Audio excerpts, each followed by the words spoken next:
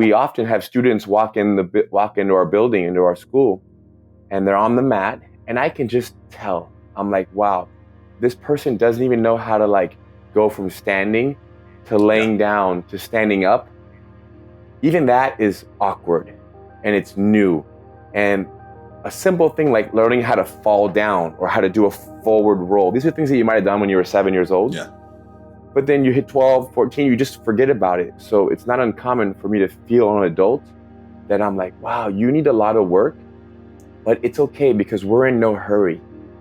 And that's the beauty of the job that we have and the role that we have, is that I'll teach someone jiu-jitsu for 8 years, 10 years, 16 years.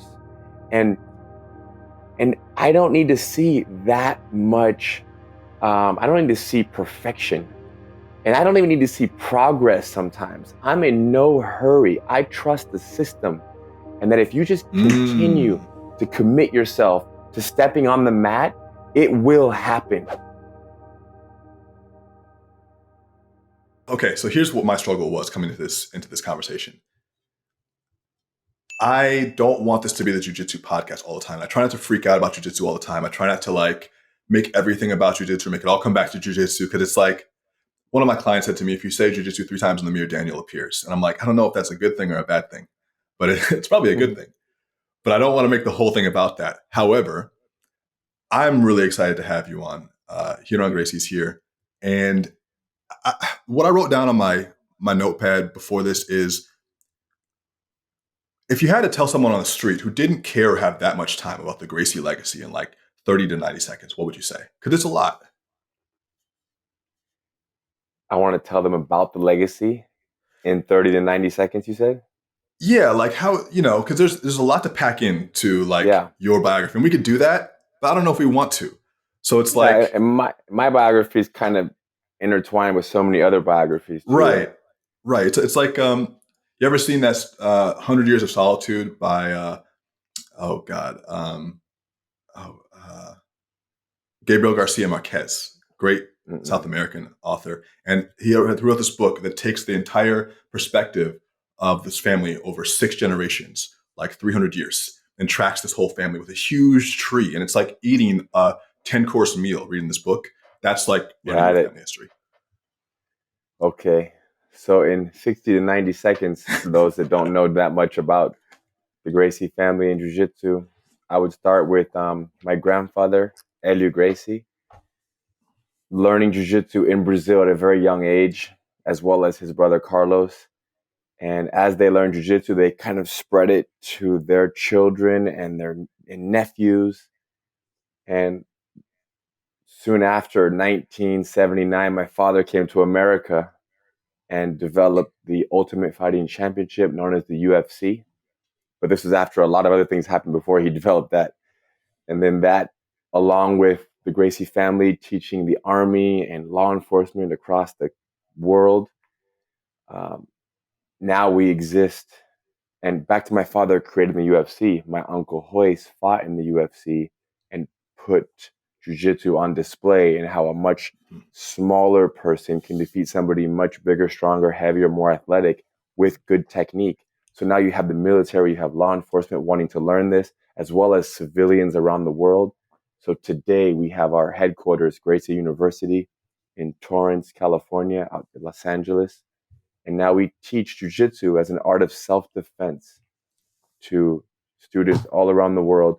We have over 200 schools that are working with us, as well as many that are not tied to us, but still jiu-jitsu schools nonetheless. And that's what we spend our time doing, is figure out how we can get people on the mat to learn the gentle art to defend themselves and just improve their overall, way of looking at life. And time. So what I think is cool about what your family has done because of what they brought to, the country and the world, is that a lot of people train jiu-jitsu or martial or MMA who have no connection, like you said, with you guys. But part of what your family did was push it forward, create something new. I think that traditional martial arts, you have like Kung Fu, or when I was a kid, I did like Tung Soo Do and all these like Korean martial arts, and they're all great. But a lot of the older stuff doesn't have a connection to the present. So you feel like you don't feel like it's modern or up to date. It's traditional. And I think that what's so great about jiu-jitsu is that it bridges that gap between traditional, which is like judo and ancient like forms of martial arts, and then there's a very much a new application, and then we watch it all the time. And even the going into media, not talking about media, the average individual probably sees a lot of jiu-jitsu, they don't even know it, looking at it on TV now. Yeah, especially these days, right? Jiu-jitsu it's a fad right now. It's a fad. It's in the media for sure. It's the cool thing to do.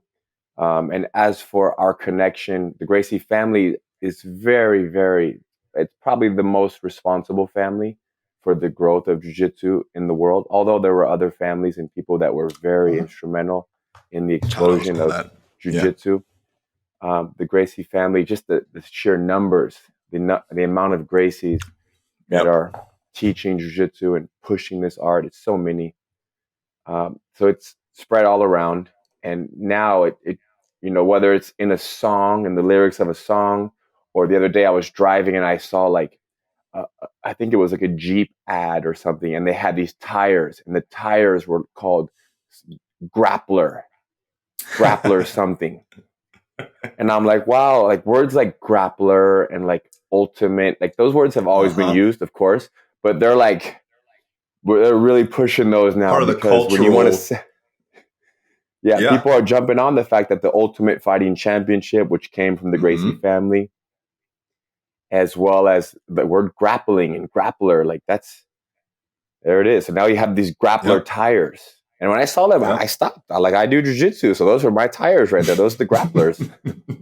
Yeah, they know their target market. Everywhere you look, there's some kind of a reference, and some are, more undercover than others, but some kind of reference to jiu-jitsu and to fighting and to self-defense. And that's great. And I love that. And it's a beautiful thing. You know what's interesting too about just like if you look at your family as a tree and then your branch of the tree that you've created and all the stuff you're creating from your branch. I don't know 100% if this is true, but it seems like you and your brother, Rener, were the first ones to really say, we can do this digitally. We can take this digital. And then people clowned you a little bit and you're like, no, wait. And then 10 years later, everyone's like, hey, how do we do it digital? Is that true? Yeah. Kind of? Yeah, maybe about 10 years ago, we realized that because we wanted to structure our curriculum and have like from white to blue belt and have everything like in order of what you need to learn first, second, and how you build on what you've learned. We did it on a DVD set, but then we realized that there's so much information and we're like, man, we just can't make, 47 DVD sets. So then it's like, let's put this online. So then we created GracieUniversity.com so we can continue to provide this linear format, this kind of outline of everything that we've ever learned when it comes to jiu-jitsu. And absolutely, there is resistance. It's different, even within the closest family members. The fact that jiu-jitsu has never been taught online before, and thousands and thousands of people have learned in person, blood, sweat, and tears, hands-on. You have to look the instructor in the eye, and then he teaches you his, deadly secret techniques, secret art. And so when we put it online, there was a lot of resistance, but we looked at the bigger picture, and the bigger picture was obviously the people who live in the city that we're in, they can come access jiu-jitsu at any moment and be our students. But there are people all around the world that don't have access to a jiu-jitsu school. Or if they do, that jiu-jitsu school doesn't quite fit their personality. Maybe the culture of the school is just a little bit too much about competition. Maybe it's too much about who can defeat who to make it to the top and shine for the instructor. And it's too much about belt promotions. And although competition and, whether it's competition in-house or actual competitions that are like within the organizations that exist that host these big competitions, these things are healthy. But most people in the world, they will benefit from jiu-jitsu not by taking this path of I want to compete and get a gold medal, but I want to learn some basic skills that can help me in everyday life, that can change the way that I look at problems and I deal with situations. And That's the jiu-jitsu that we were always taught as kids and that we were taught to teach. So 99% of people out there, they want something that they can carry with them wherever they go, almost like as a form of insurance. Mm-hmm. Because who knows when, but at some time in our lives, someone's going to want to take something from you. Someone will say something to you. They'll cross the line. So by putting this information online, anybody could access it. And people were getting together. We have hundreds and hundreds of stories of people getting together in their garage, 2 or 3, 4 friends, sometimes up to 20, 30 friends. And they watch the videos and they go over the techniques. Yep. They practice together. It's not like you go online and you just watch it for in your home, 20 minutes, yeah. 20 minutes by yourself. And then when you go to sleep, the next morning you wake up and now you just know all the white to blue belt techniques. And that's not how Unless it works. You're Keanu Reeves. You got to get down to business and practice. And we have so much experience that in these videos, not only do we show you what to do, we actually call out before you make them the most common mistakes and the essential details. So now you have a student they're learning from us via the internet. And we've had so many success stories and so many students. I was just traveling Northern California maybe a few weeks ago, and I met like 4 people in one evening, like 2 or 3 who started with one of our satellite schools and another 2 who said, you know what? I started watching you and your brother online and I haven't stopped doing jiu-jitsu since. And now I'm a brown belt. So it just lit the fire. And the thing is how many people might train in their garage online for, let's just say 6 months, 10 months. And then after about a year or so, they find out about a school that's opening up 30 minutes away. Now they make the drive twice a week. And then before you know it, they're driving 30 minutes 4 times a week because they love jiu-jitsu. So if anything, people were bothered because we were teaching people jiu-jitsu via online, via the website, via the internet. But really, what we were doing was getting all these kind of brick and mortar schools more students because more people got a good introduction and were excited about jiu-jitsu. So then they ran to their local school. It's creative. I mean, I love thinking about things from a business perspective. I always think about this. I think that's a great lead magnet. It's a little taster of what the experience is. And then you're like, I got to go try this with people. You're never going to complete your education at home. No, you need to get with people, whether that's 10 dedicated friends or 3 dedicated friends in your garage. But the truth is having more exposure to different body types and different energies is a good idea. Now, all we hope is that the experience that they had with 3 or 4 friends in their garage, training, helping each other, working together, following our guidance. We often remind them how they don't want to beat each other up. They want to give moderate resistance and help each other and check in with your training partners. Hopefully they go to a school 20, 30 minutes away and the whole experience is pleasant. It's just more pleasant than not. Because it can very easily, you can drive somewhere 20, 30 minutes and you get there and you're not taken care of. And you get injured your first day and you're seen as a threat because sometimes the martial arts has this energy of like, hey, who are you? Why do you want to come here? There's a little bit of a protective, there's a little bit of a territorial nature in some cases. Now it's 2022. People are kind of getting past that and they're realizing that someone might live somewhere else and they come visit a school in another city or state. You don't have to beat them up and represent and show them that your squad. Your school is the best. Yeah, you don't have to rep your school like that. You can welcome a visitor and just be grateful that there are people doing jiu-jitsu in Thailand and they come visit and you give them a good time and you make a friend. Yeah. It's like speaking a mutual language. I was telling this to my dad. It's like we don't speak the same language verbally, but we'll speak the same language physically, and we can trade stuff. Can trade sentences and phrases, which are just the movements of the body. Because it's a communication pattern, And 100%. what I love about it is that as you get better at it, and you can actually string together sentences from the words, which are the movements, you can express your own personality through it. Because you do things other people won't do because they don't like that or they can't or whatever. And you start to it's a way of creative expression that has infinite numbers of possibilities. Yes, 100%. And that's not advertised on the box of why to do jiu-jitsu though. It's like, try self-defense. When they don't say infinite number of creative expression. Yeah, It's we not talk tangible. about it. We talk about it. You're right, but it's hard to understand that Yeah. in just a conversation like this. But no doubt that everybody is different, and everybody's expression of jujitsu will be different. But it doesn't mean that everyone's purpose for doing jujitsu can't be. It can be within some. There are a handful of reasons to get started. And Oh the yeah. first one is to be comfortable in your own skin and be able to take care of yourself and your loved ones. And another one could be movement, right? You Yep. live as long as you keep living and moving and learning. So there are the physical and the mental, like the growth, the learning of new things.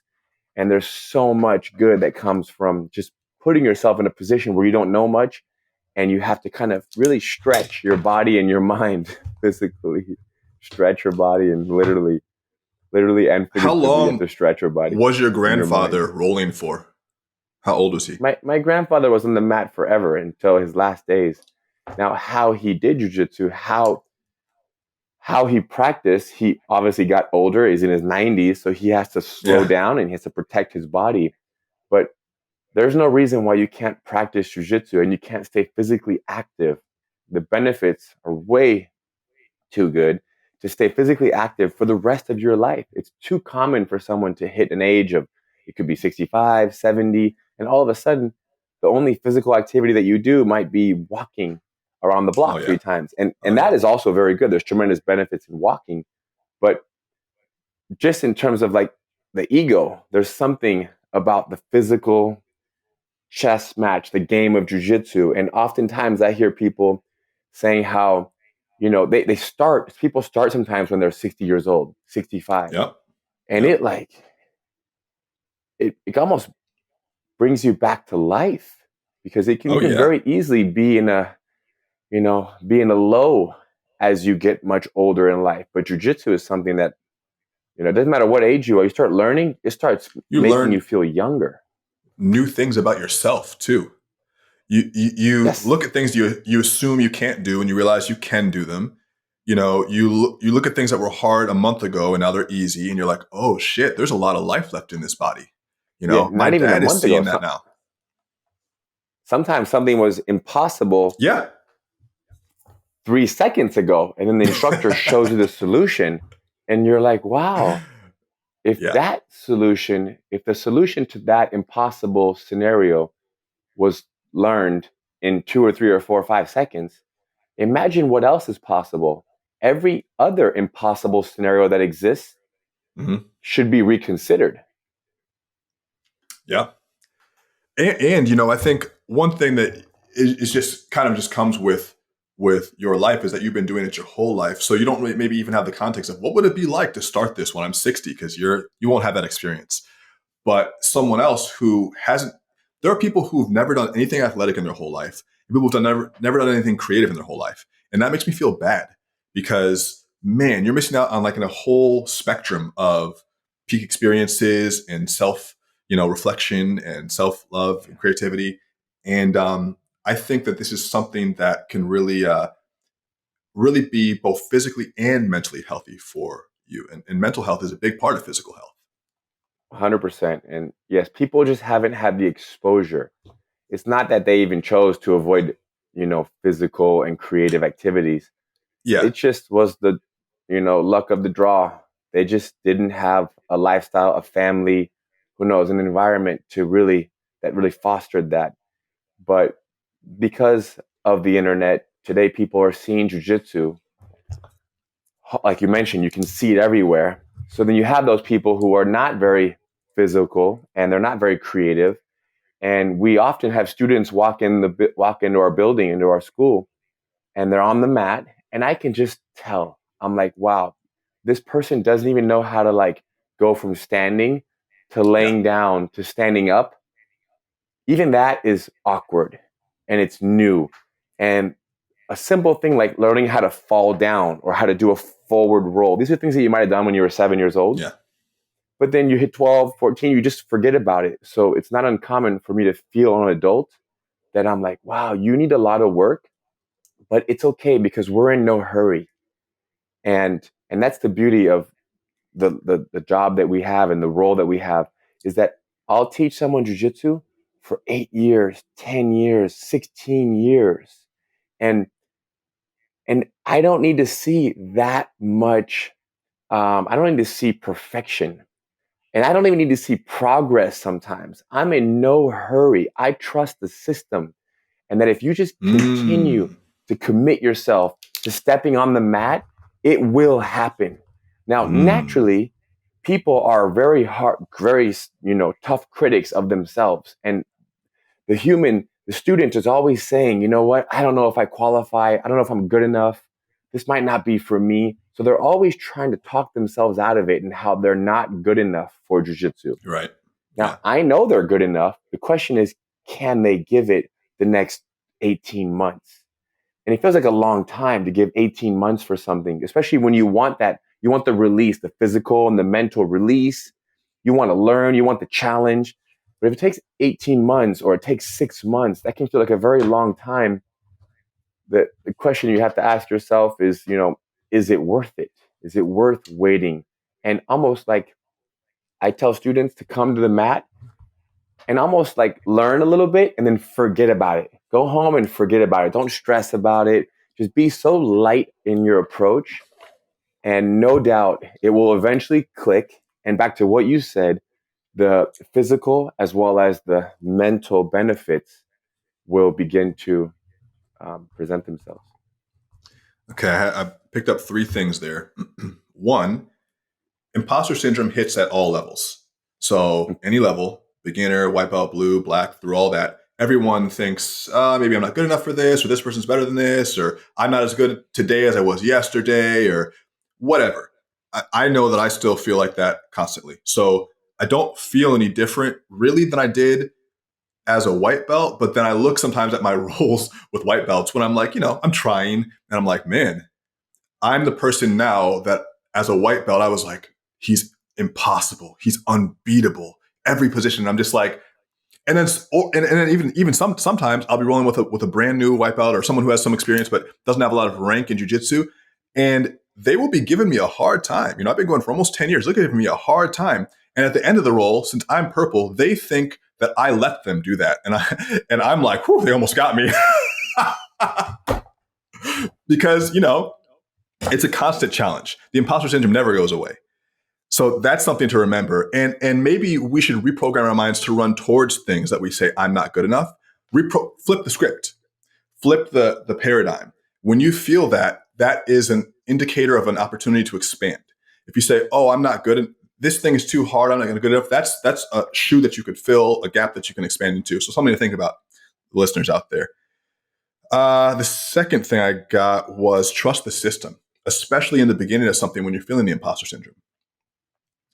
How many times have we tried to do something new and we just overthink it? And someone else has already thought this through for you guys. That's why you guys have their whole system on Gracie University. You have 32 principles. You've already done you've done most of the chewing for us. So, and I'm not trying to pimp Gracie University. I'm talking about systems in general. You've done the chewing for us where you've already had the research, the time, the development, and just allow it to kind of wash over you and expect not that much to stick, but just know that someone else has the system planned out, and then just keep showing up and getting the exposure to it. I found is an important process for mastery of all things. Repeated, being steeped in it, just like learning a language. You have to go to the country, right? Be steeped in it, but pick up a little bit at a time. What are your thoughts on that? Yeah, you just said expect things not to stick, right? Things are gonna, and forgetting is a necessary part of learning. But yet for some reason, it's also stressful because once you're taught something, you feel like you need to, okay, I was taught it, now I need to know it. And maybe that goes back all the way to childhood, like where a kid is told, make sure you wash your hands before you eat lunch. And then they're told this 3 times, and then they're told 3 more times, then 10 more times. And there's almost an energy of like, come on, to wash your hands. So maybe we've kind of been, maybe we're afraid to be told something and forget it. I have no idea if there's some kind of like long-term, where did that come from? That's where everybody forgets. Everyone forgets. But when you're playing, you don't care if you forget. And what are you always saying? You're saying keep it playful. If you're playing, you're not like, I forgot which way I wanted to jump. I forgot which way I wanted to smile. You're just playing. Yeah, you're in the if you do moment. it safely, you're in the moment.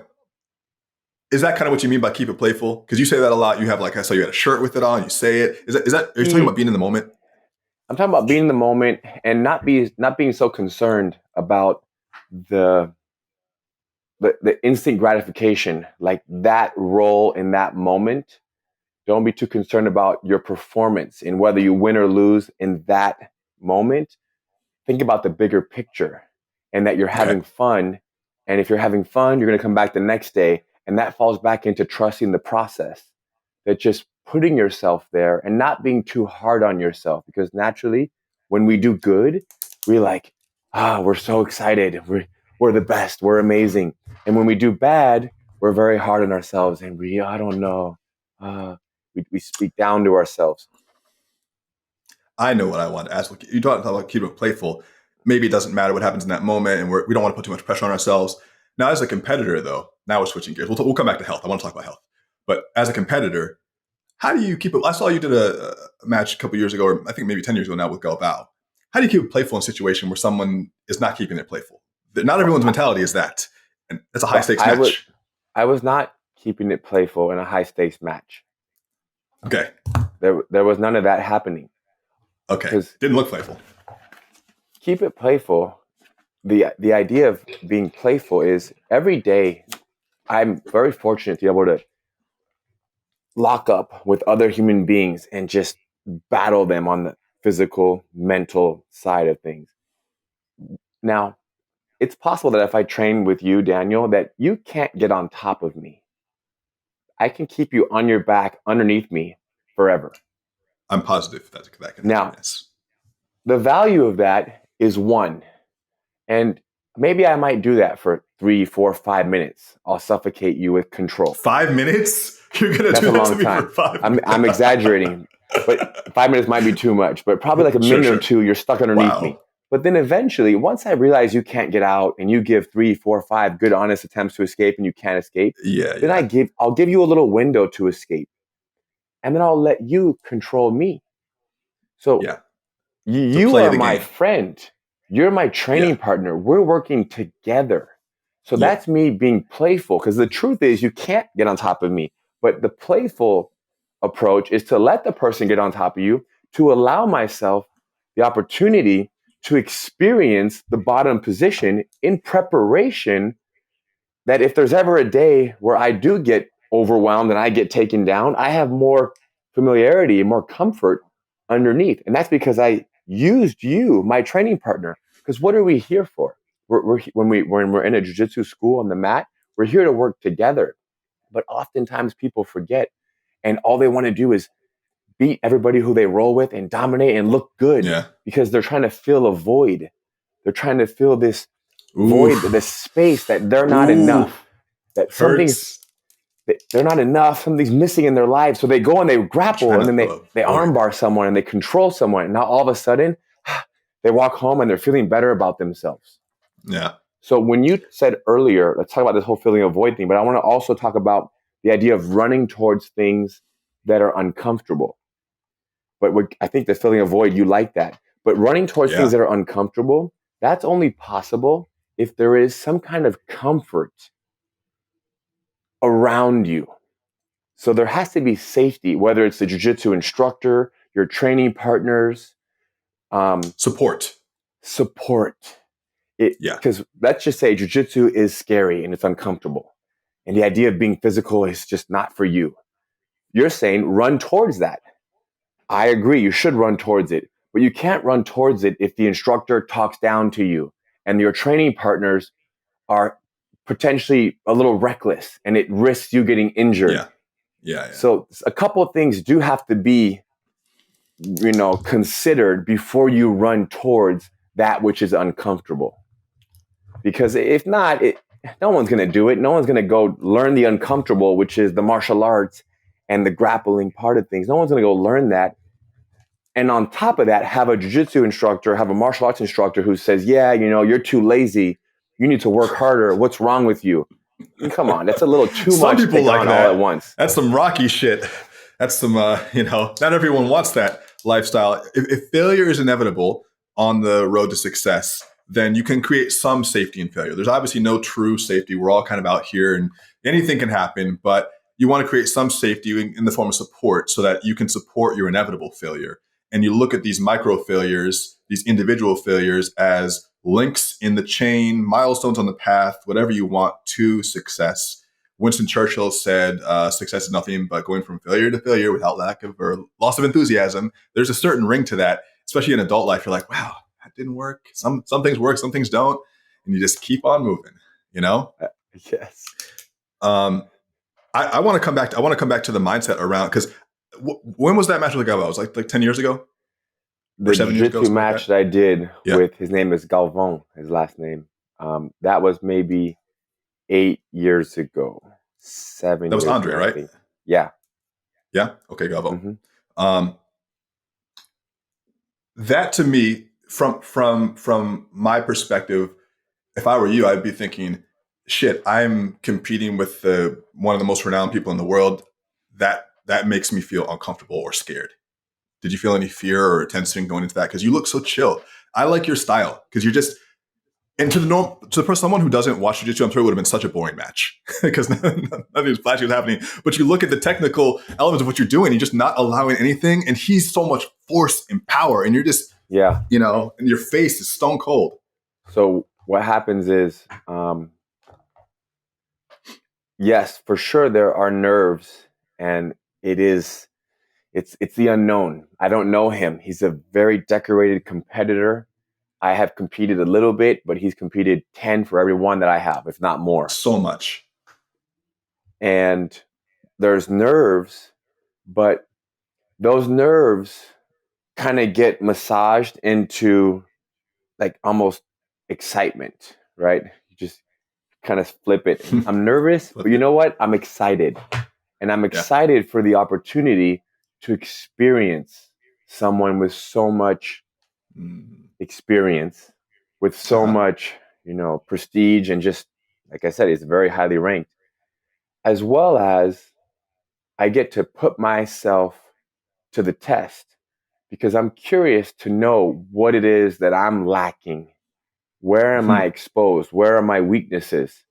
And it's not anybody that can show me my weaknesses, especially 8 years ago. I'm 40 now. I was 32. When I'm 32 years old, it's very difficult to find someone that can get me and show me this is what you need to work on. This is where you're weak. Mm-hmm. But someone like Andre Galvão, he has the potential to do that with his physical attributes and as well as his amazing, his wealth of knowledge.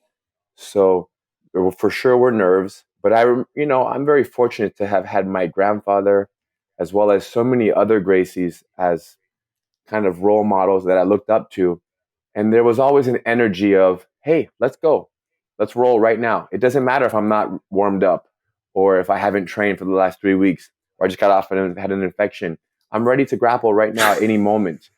So I take pride in that. Right now. And the reason why I can do that is because there's also safety. If I lose, if I get submitted, I can say, hey, stop. I give up. I can tap out. Now, naturally, if I get tapped out, there's a little bit of a feeling of, oh my gosh, I got tapped out. I'm not good enough. But I don't allow the fear of getting tapped out to keep me from grappling with someone. Because if that was the case, then I would have missed out on 15, 20, 30 amazing, very experienced, high-level training partners that I've had the, great pleasure of rolling with over the last 8, 10 years. I'm talking like 20, 30, like world-renowned, like highest level athletes that I've grappled with. And every single one of them could have potentially tapped me out. Now, let's just say out of all of those, like I have maybe 5 or 6 or 7 actually did tap me. And that's okay. It's part of the game where it's very easy for someone that has a name that I have and has the exposure that I have to fear being defeated. Because if someone beats me, what does that tell my 1,000 students or takes my you down a peg, 10,000 students, 100,000 students around the world? It tells them that I'm not quite that good. But I look at it the other way. If I get beat, it actually tells them that I'm human and that I can make a mistake. People make mistakes when they're in the middle of fighting someone. You leave an arm out too long. Mistakes can be made. And even though I make a mistake, the next day I'm back on the mat. I love jujitsu. I'm teaching it again. So I have everybody is susceptible to making a mistake. So I think that the people that are learning from us and that are behind Gracie University, I don't think that they see me lose. There's another match I did that I lost. I don't think they see that and say, "Oh, I don't like him anymore. I'm not going to learn from him. I don't trust him." I don't think that. There you go. No one expects you to win every match because everyone who's watching knows the reality of how this is. And you're not learning from me because I can beat everybody up. You're learning from me because you believe that I have been exposed, which I have, to a wealth of knowledge from all of my family members. And you learn from me because I want to teach you. I want to help you. And if at any point you don't want to learn from me anymore, that's okay. I'm glad I was able to teach you for the last 3 years. Now go learn from someone else. Relationships exist in our lives for a period of time. So I'm not too attached to you being on the mat as my student or you being someone else's student. I'm not fearful because instructors and jiu-jitsu competitors, they identify with you. Because these people are following me, that means that I'm this valuable. And if all of a sudden you get, the governor of your state to come in and be your student, now you're a little bit more important as an instructor. And you want it or you don't. I come from an honest place of wanting to teach you, like I said, something that is very dear to myself and to my family. And I'm never going to stop teaching. What, so you mentioned, you grow up in this mentality of whenever, at any given time, you need to be ready to go. Cause that's just part of your family's, mindset. And, we were talking earlier about the idea of creating a lifestyle that is about robust health and about always being physically, not just the absence of sickness, but the feeling of robust health and wellness. And over the past couple months, we've had some exchanges talking about what it means to be fully healthy. And I'm wondering if your lifestyle on the mats contributes to your lifestyle and mindset around thinking off the mats and what that correlation is. Yeah, I guess the mindset on the mat for us was always self-defense, to learn how to protect yourself. So if self-defense is the focus, then when you step off the mat and let's say you're at a restaurant and you're about to order food, you have a choice. You can defend yourself or not. And you can eat the dessert that is offered to you or not. Now, so food is a tricky thing, and my wife has taught me a lot about this, that sometimes you feed your body and sometimes you feed your soul, as someone explained to her. I personally feed my soul with some persimmons or a big slice of watermelon. Some mangoes. Yeah. Now, so I am becoming a little more flexible in how people around me might feed their souls. But so long as we have awareness in terms of food, because some people out there, they just eat whatever they want, whatever's in front of them. Eat and drink the seafood anything. Diet. If I see it, I'm eating it. And you're offered something and you eat it. So when I think of self-defense, it spills over into everything that we do. But the first thought is our health in terms of our intake, our nutrition, and just really making the choices to eat and drink the things that are best for you. And even if you do even a very small, because when it comes to lifestyle changes, and because there are so many people that I know I've spoken to personally that are like, you know what, I struggle with this. I struggle with this. I want to stop doing this. My body's here. I want it to be here. This is not good. And I don't think that they should cut this, cut that, start doing this, do that, don't do this, do that, get a personal trainer. No. All of it at once. No. It's very small. Just choose one thing.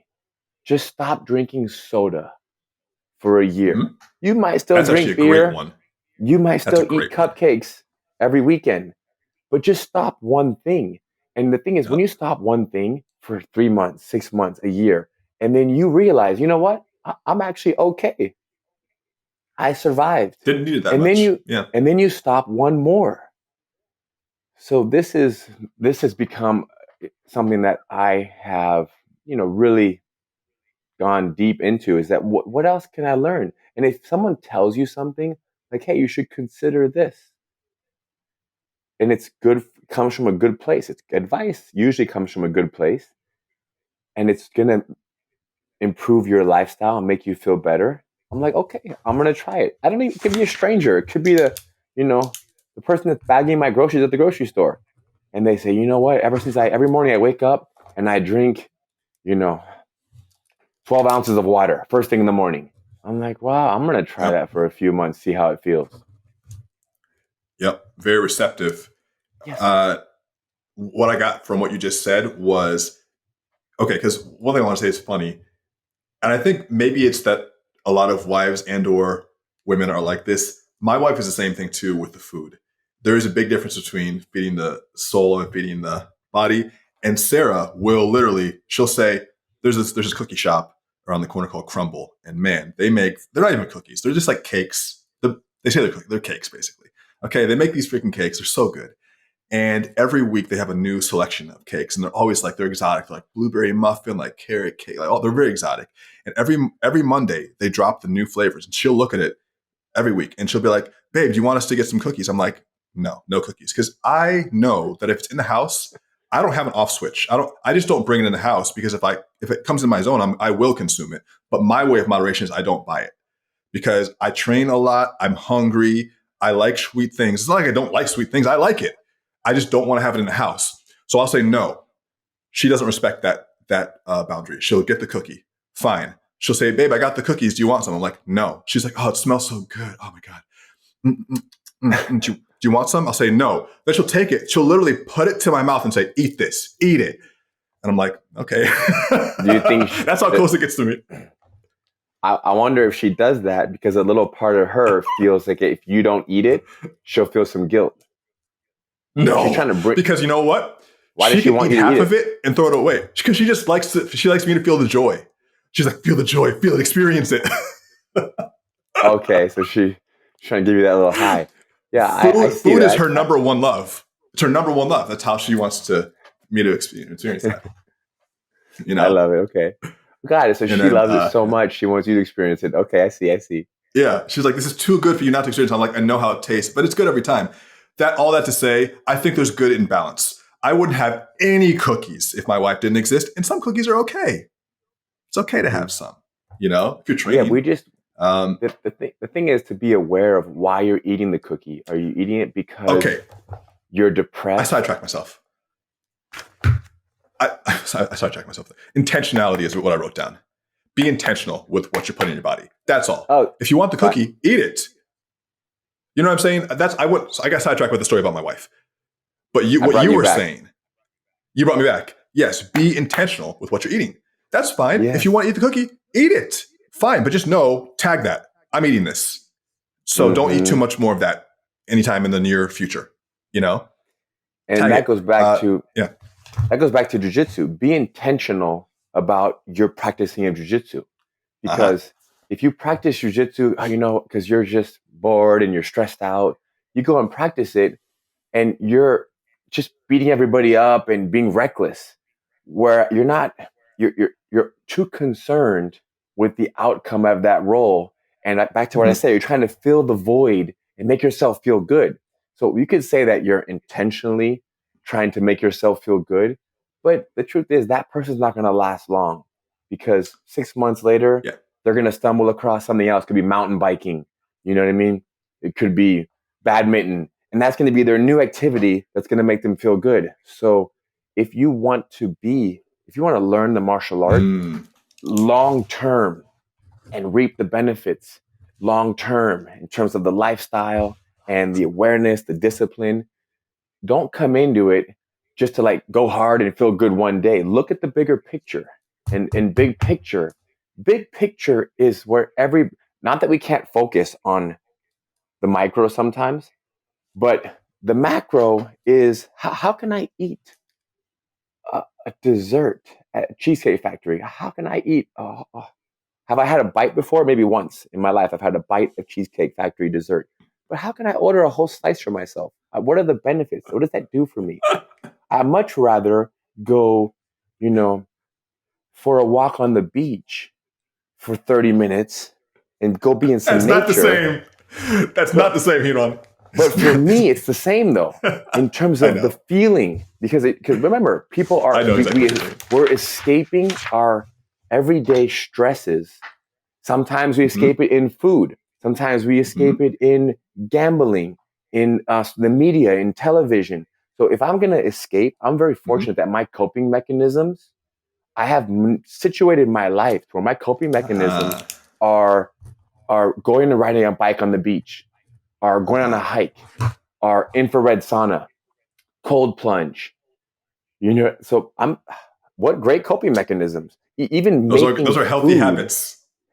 Healthy habits. But they're not. They're my coping mechanisms.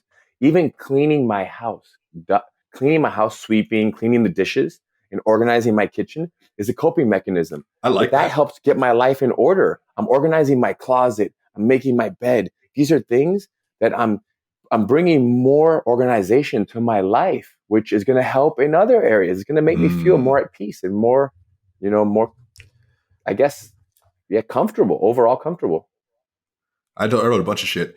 One, if you're training, there's only so much dopamine you should be chasing. A lot of times, it's not always It's not always exciting to go train. You're not always like, I can't wait to go. That's not what you should be looking for in terms of the feeling or doing anything that is good for you. Like, I try to explain this to someone.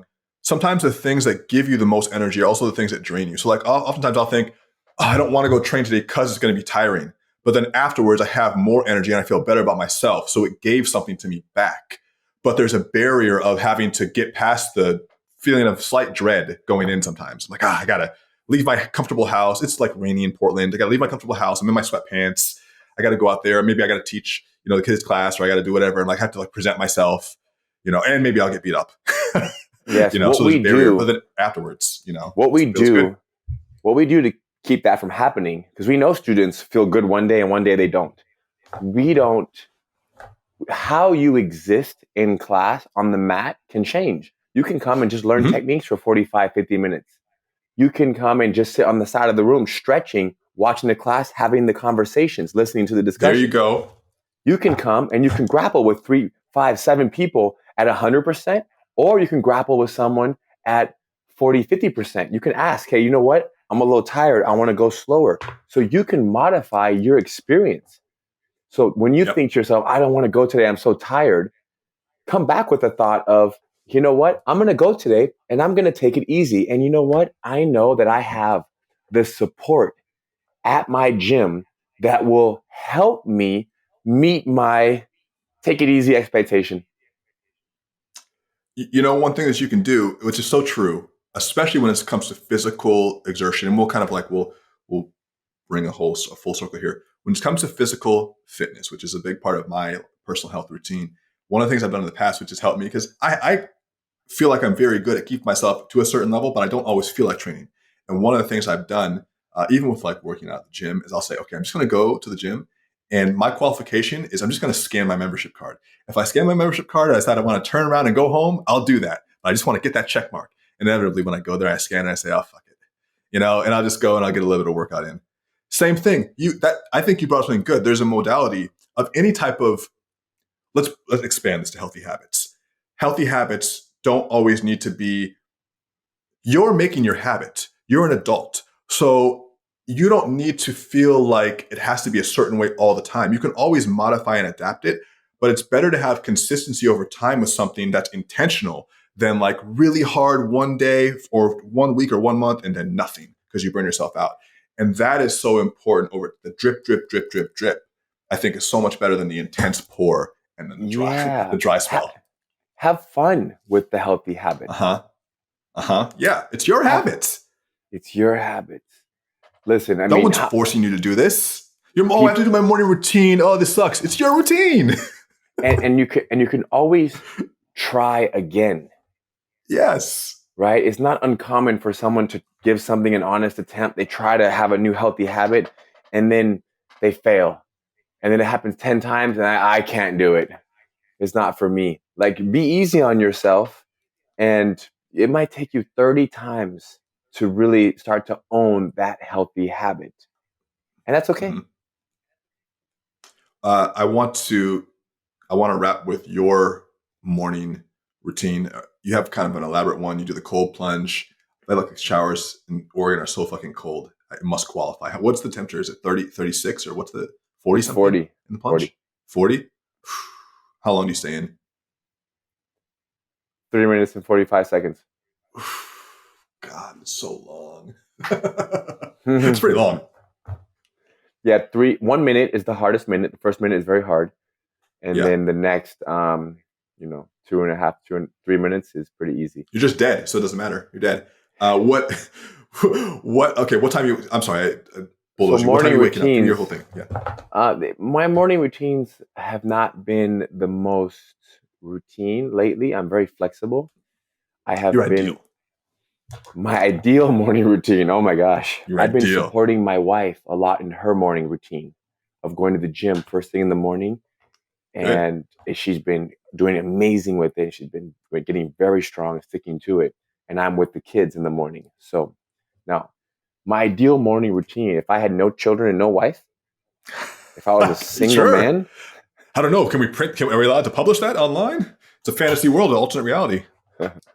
Man, the ideal morning routine for me, I would be infrared sauna, good hydration, infrared sauna. I did it this morning for 30 minutes. And then I would go in the cold plunge for 3-4 minutes. 10 minutes. 4 minutes. Checky run. So those are the two things I do right out of bed. Like right when I wake up, I usually go directly to the cold plunge. But if I could do infrared sauna and cold plunge, that would be great. But it's a lot of time for the infrared sauna. It's a 30-minute thing. So I skip it. I do it once a week max. What's the infrared sauna do for you? Man, I'm not quite sure. It feels amazing. I've heard there's tremendous benefits to it. I've done it before. It feels good. Yeah, there's tremendous benefits that I've heard from it, and I don't study the benefits too much. I just hear a few key people from, Tony Robbins talking about it to Dr. Rhonda Patrick, and these people talk about it, and they're like, benefits, and I don't need to listen, oh, what are the benefits, and write them down, and that's why I'm doing it for the benefits. I just trust them right away, and it feels good, so I keep going with it. But now, so then I do the cold plunge, and then I'm done, and then I would go eat breakfast. What are you going to have? Man, I love having it all. Sometimes I'll have having it all. I love oatmeal. I love sweet potato and eggs and avocado. I'll have 3 eggs and a sweet potato. That's what I had this morning. And an avocado. I had that yesterday, but then I'll have those little rice cakes with avocado, and I like almond butter. Nice. Sometimes I'll have an acai bowl. I'll have fruit for breakfast. But I'll eat breakfast, and then I will go to Gracie University, go to work. And if I can do we used to do a lot more filming, but now we're doing a little bit less. But now by 9:45, 9:30, I can go to work. If I can hit the gym 2 or 3 days a week, that would be amazing. 45, 50 minutes, you mean weights? Hour max in the gym. Yeah, weights. I don't do very heavy weights. I have some very strong friends that do very heavy weights. For me, it's about building a little bit of armor. And then stretching is also very important. I don't do enough stretching. I would do a good amount of mobility. I try to touch all of my joints, full body mobility, just wrist, fingers, elbows, shoulders, neck. I have a good friend of mine who's helped me with a good mobility routine. So I can do I will do that probably every day. And I do 15, 20 minutes of mobility. And then I start teaching class. I start working. So teaching classes is work, as well as filming content for the world. So sometimes we're filming at 10 a.m. Sometimes we are working out at 10 a.m. So it kind of jumps between the two. And I love filming. I love creating new content. And I love to work out. Probably I love filming more. And then we teach. I teach classes all morning, 2 or 3 classes. And then I come back home. But just strictly morning is infrared sauna and cold plunge. That's right now. Infrared cold plunge, breakfast, and then go off to work to the world. Yeah, it feels good, man. I think that you can always change it too. You know, you want to find like your staple. Sometimes when you're traveling too, you don't have all your stuff. Yeah. So you might have to do a modified version of it, just meditating and getting, you know, a liter of water in and getting out the door for a walk or something. So starting in a couple of weeks, we're going to start doing yoga in the mornings at 7 a.m. on the beach. Yeah. So we go to the beach, we do yoga, we jump in the ocean first, and then we do yoga for an hour and 20, hour and 30, myself and like 3 or 4 other friends. This is only on Fridays. So it's the Friday morning routine. And then the Sunday morning routine, I can go ride a bike for 25 miles. Oh, you do the coastline? I do the coastline. And then maybe on Tuesday and Thursday will be the morning routines that I'll go to the gym. So that's, you know. Different variations. But it's more like it's a daily anchor. You know, it doesn't have to be the same meal, but it's like this, you know, different flavors of the same anchor, which is like getting out in nature, connecting to the body, grounding yourself, putting some good nutrition in there, making sure you're hydrated. Like these are all things that like some people just wake up and they're like immediately scrolling or like eating a huge Belgian waffle, which sounds like some people's dream, I'm sure. Yes. Or, you know, rolling back over, pressing snooze again. And I've noticed that I do wake up naturally. I don't set an alarm. I'm very fortunate to wake up naturally. My kids let me stay in bed. My wife leaves at 7:30 to go work out. And then by like 8 a.m., I'm just kind of waking up. So that's a very good thing. 8 o'clock, 7:30. 7:30 might be the earliest that I wake up. But what time are you going to bed though? I'm going to bed at midnight, 11:30. Midnight? And my goal is to get 8 hours. That's true. That's late. I guess when you get a fine amount of time, but midnight is late for me because I'm waking up usually around 6. So midnight, I'm dead, man. Well, last night I was at the gym last night until 10:10. Yeah. I come home and I did have a massage chair, and then I go and I eat, and everything's just so late. I talk to my wife for 30 minutes, 40 minutes. We're talking for 40 minutes, and then we fall asleep at 11:50, 12 o'clock, whatever. My body just won't let me sleep past 6:30, and I got these 2 huskies. They have to go out. I have to go on a whole like routine. They're like going crazy at 7 o'clock in the morning, and then I'm usually making Sarah. I'm doing something similar to what you are. Sarah is now working out of the house, and so I'm supporting her. So I'm like the dad. I'm like getting her ready and like getting her stuff, and you know. Yeah, I have 2 huskies too, but they take care of themselves all morning. You have 2 huskies? My kids. Yeah. I have to. Oh, yeah. I was going to say those 2 huskies. Yeah. They're not there yet. They're not quite at the self-cleaning stage yet. They're very. They take care, feed themselves. I'm like, all right, you guys handle it. I train them well. Yeah, you train them well. Yeah. Thank you, man. Thank you for the time. You're welcome. I mean, we can keep going for a long time, but yeah, I want to respect yours. Where can we find more about the work that you're doing? Man, just come visit me in Torrance. You're the best thing about Torrance because Torrance is not that popping. Okay. Torrance is not, but Torrance is very well located though. So the actual city of Torrance, you know, I mean, what do you have? You have a mall. It's not like you don't have. That mall is awesome. The Del Amo Mall is. Torrance is a good location. It's right near the beach. It's near Palos Verdes Cliffs. So the Torrance area, Redondo Beach, Los Angeles, LA is right there. So I love living in Torrance and being in this area for now. But yeah, I think if you want to learn more about this, I would go to GracieUniversity.com and I would try a couple of the free lessons. And get a friend or two and slowly find a little padded area, some carpet, and slowly go through the techniques that we're teaching on Gracie University. And maybe if you've never done jiu-jitsu before, you could say, you know what? I just did a little jiu-jitsu and it's not quite as bad as I thought it was. As a matter of fact, I want to learn a little more. So Gracie University is the place to go. The Kool-Aid's in back, guys.